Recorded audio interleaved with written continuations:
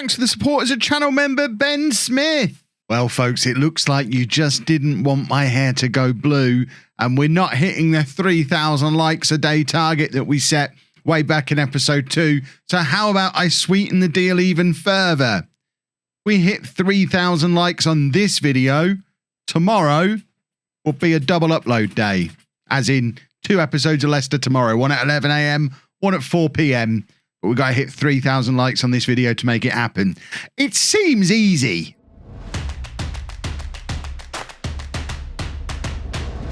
Hello and welcome to part 9 of my FM21 beta save with Leicester. I'm Kevin. Coming up on today's episode, we have our second leg of our Europa League semi-final game against Villarreal, which, as you can see, I've got a little bit click happy at the top here, and we're actually ready to kick off right now. So I got a little bit ahead of myself. I'm so eager to play it. We're also away against Liverpool in the Premier League. Since you were last with me, our winning streak has continued, including playing Liverpool in the Premier League. And the first leg against Villarreal, we're 3-0 up at home from the first leg. Divock Origi with 2 very late goals, flattering us a little bit in that game and giving us the 3-0 when in reality, I mean, to be fair, XG has us on a 2.26, so maybe we did deserve it, but it wasn't as comfortable as it appears, and late goals becoming a bit of a thing because Under does the same thing in the next game away against Burnley in the Premier League, and as a result, I've agreed to sign him permanently. He joins us for £14.75 million in the summer. Not bad, considering his optional future fee was £22 million, but he has, as the season's gone on, really pushed himself into contention and been a very solid player for us. So for £14 million, especially when we had £14 million left in our budget, very convenient. We just offered them everything we had left. That's all of this season's budget spent now, which means we've got another quality player coming in or effectively staying in for next season. And it'll be interesting to see what budgets we get. Obviously, the Origi deal needs to be made permanent next summer. So it's saying minimum guaranteed budget of 12 million because we've already spent a bunch of it on Divock Origi.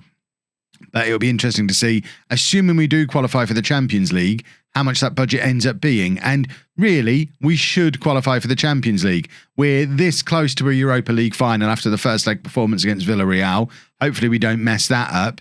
And the Premier League is looking, I mean, it's almost there. We could qualify for Europe today if results go our way, because we're 11 points clear of Chelsea, who are in 5th place. When I say qualify for Europe, I mean the Champions League, because I think we probably are very, very close to qualified for Europe already. Jamie Vardy has lost his top spot as top scorer. However, is sitting on the bench today. He's failed a fitness test, so won't be able to come on. But I just thought, for a team leader, as a little motivational boost, take him out to Spain, sit him on the bench. He's only 3 days away from returning to full training, so Vardy might actually get Premier League opportunity to force his way back to the top of the goal scorers charts, although Edouard is no longer unhappy at the club, so he's actually started scoring now as well. So lots of positive stuff.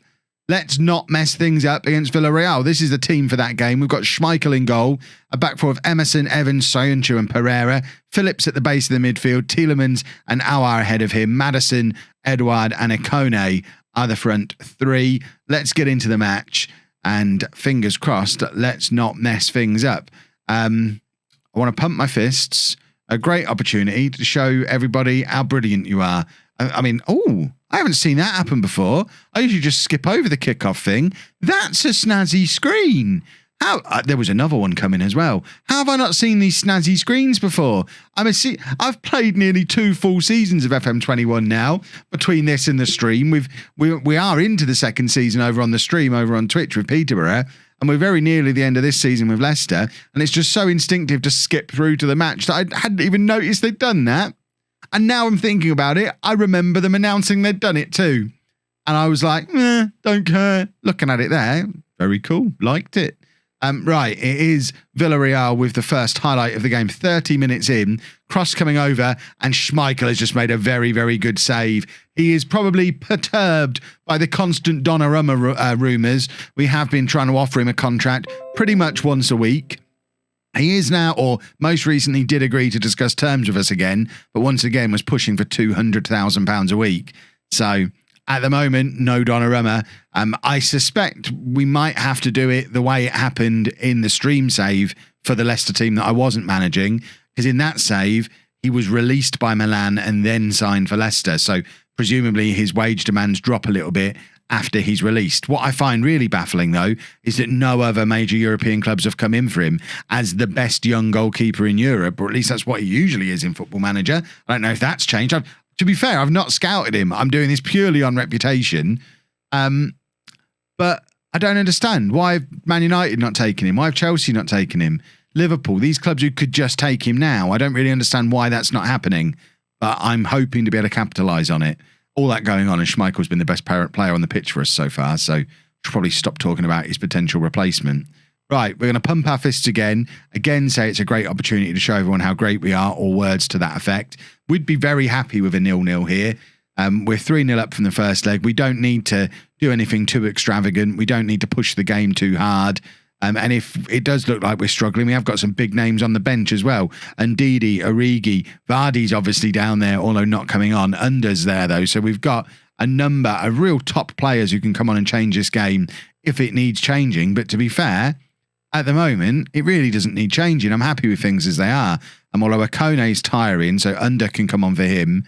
And we're going to bring on Barnes for Maddison. Just a couple of changes really to freshen things up in those wide areas, to give us our best opportunity of just hitting them on a break at some point with a pacey counter-attack, get fresh legs out wide, and then we're more likely to capitalise on any opportunity that might present itself. It is Villarreal who have got the attack on at the moment, though, and a goal for them here does make these last 20 minutes interesting because it gives them momentum. They are at home. They're going to have the home fans roaring them on, and that's exactly what happens. It's now 1-0 to them on the night. Now, remember, we've not lost a game of football in a long, long time. We don't know how it's going to affect us if it happens. We're not really used to being behind in football matches, although it has happened recently against Liverpool and Burnley, both of which we ended up turning around into victories. But yeah, we are going to still confirm those changes, but at the same time, we're going to demand more, which I hope isn't the wrong thing to do. Now, as a standalone, we're losing 1-0 on the night. Absolutely makes sense to demand more. But because we're still 3-1 up on aggregate against a team whose reputation presumably is at least as good as ours, and we're away from home, the players could take it the wrong way and it could backfire. It's always difficult to know exactly how that's taken in game. We've got Soyuncu's sad, Emerson's sad, Tielemans isn't.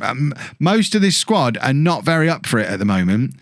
And I wonder if that's because I've done the wrong shout there. Edouard, though, now he's not grumpy anymore, brings that down brilliantly. That was world-class centre-forward play from Edouard. Unfortunately, he gets a little bit greedy for it when he's got Barnes in the middle, and I'm presuming that was Aouar in there as well. Both of them ready for the tap-in, but he decides to go it alone, FM20 style, and obviously doesn't get anywhere with it.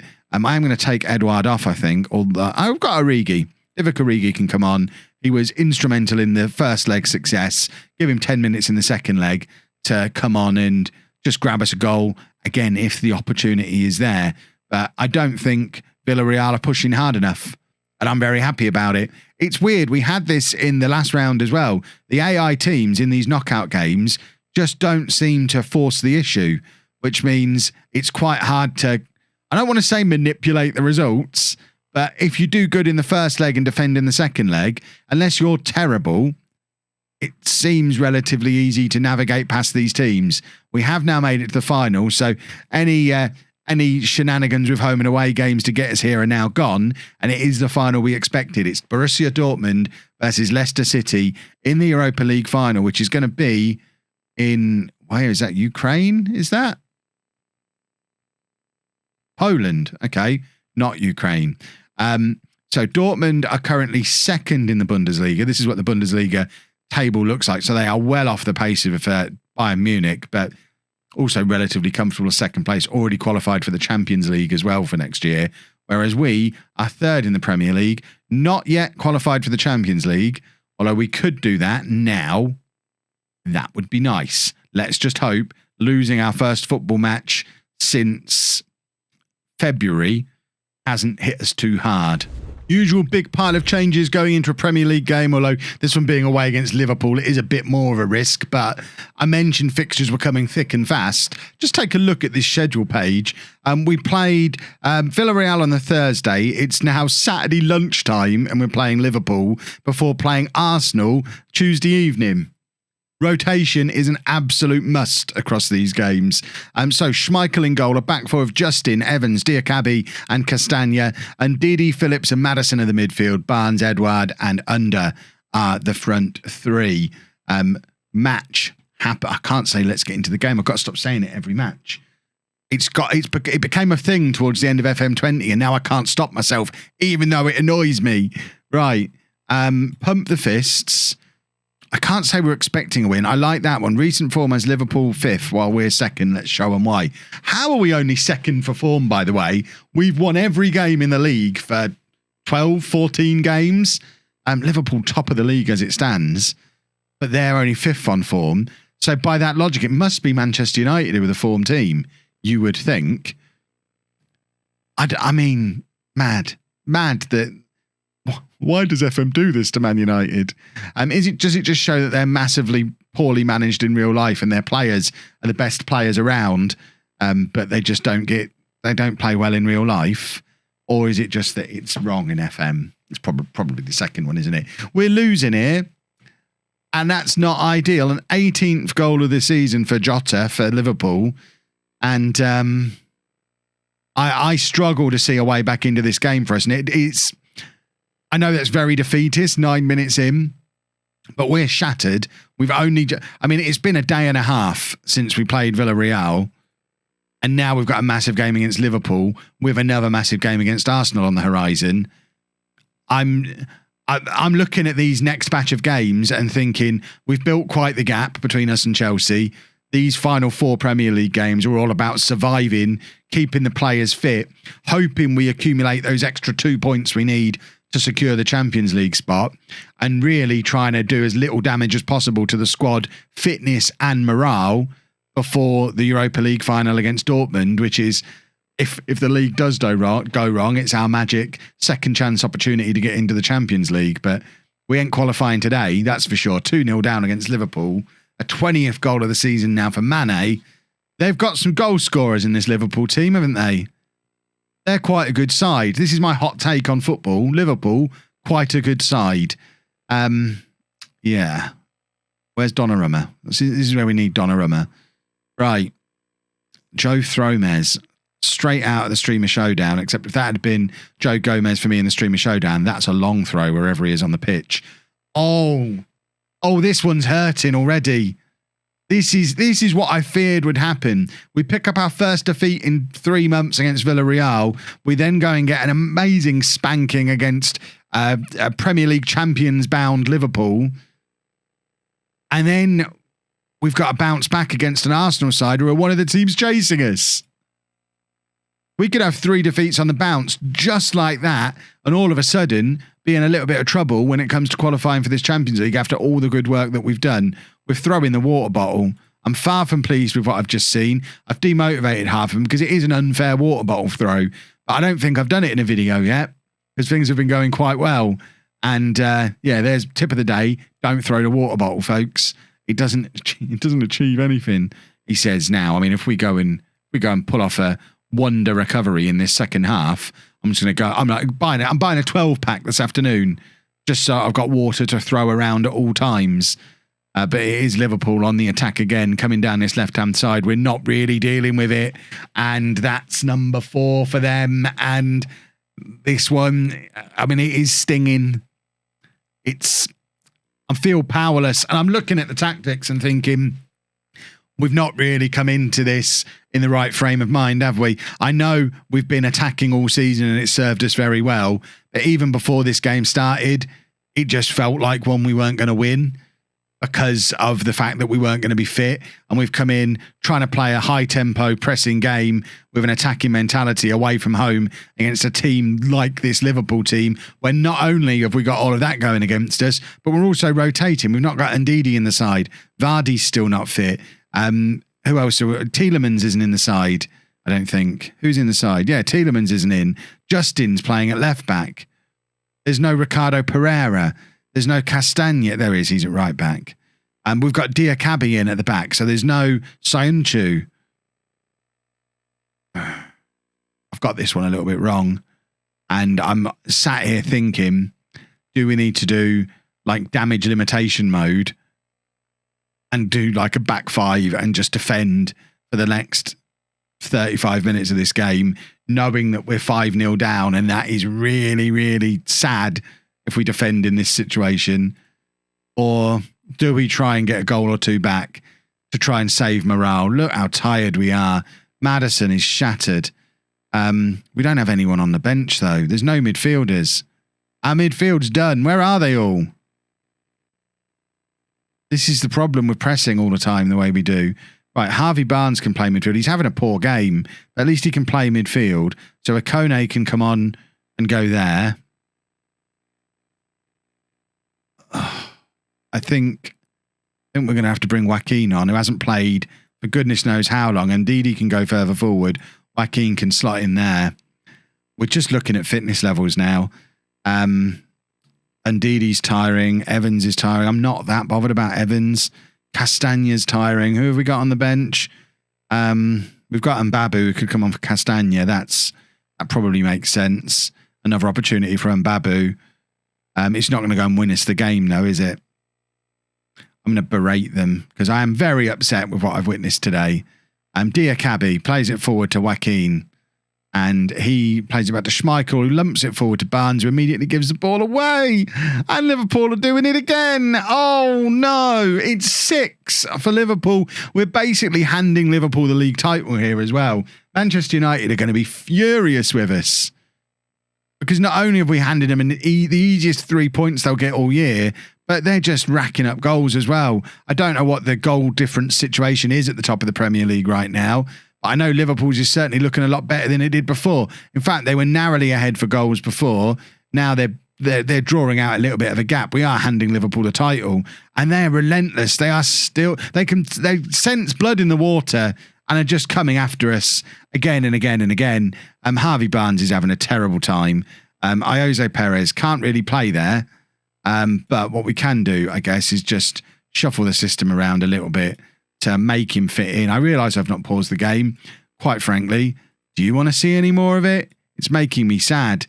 Right, and Didi plays it out to under. If we could get a consolation goal, then at least he who laughs last laughs longest. If we score the final goal, it's basically a win, right? That's how football works. You're only as good as the last goal. If we score it, we're great still. I think that's how it works. Schmeichel, forward to Ndidi. Under to Edouard, who's got Jose ahead of him. Doesn't find him, though. And we play Arsenal in 2 days. What on earth am I supposed to do to pick these boys up for that game? Other than just... Because that's the thing. They can't come in and train. They're all broken.